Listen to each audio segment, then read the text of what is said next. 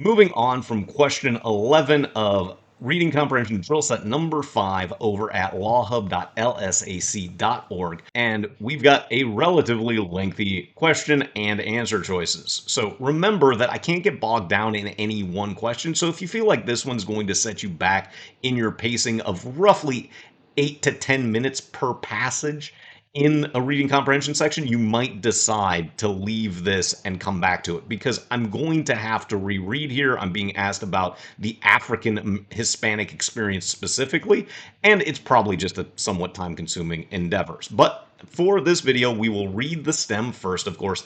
It can be inferred that the author of the passage would most likely agree with which one of the following statements concerning an author's capacity to depict the African Hispanic experience. So the author of the passage most likely agree. I got a little bit loose, and you can see that the interface isn't necessarily always great here, but we're looking for agree with concerning an author's capacity to depict the African Hispanic experience. And we should recall that the author's perspective comes at the end here.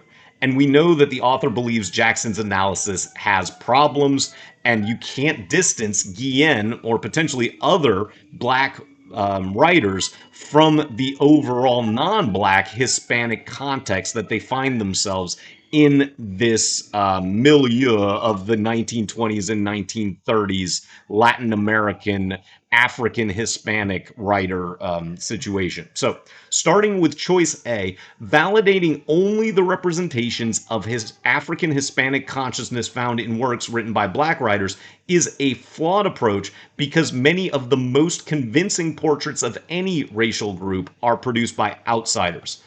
So, this starts out okay, but this phrasing of most convincing and any racial group is going to be too extreme and should allow us to eliminate choice A almost immediately.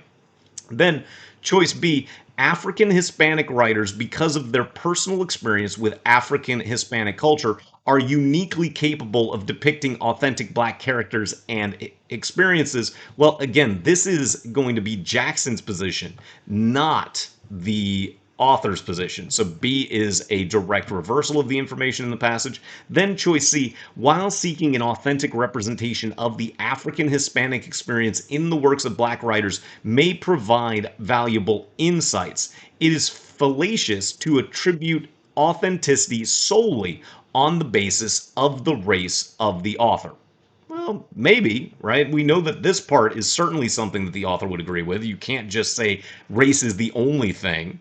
The author is disagreeing with Jackson's position that only Black writers can write about the African Hispanic experience. So I'd probably leave choice C open at this point.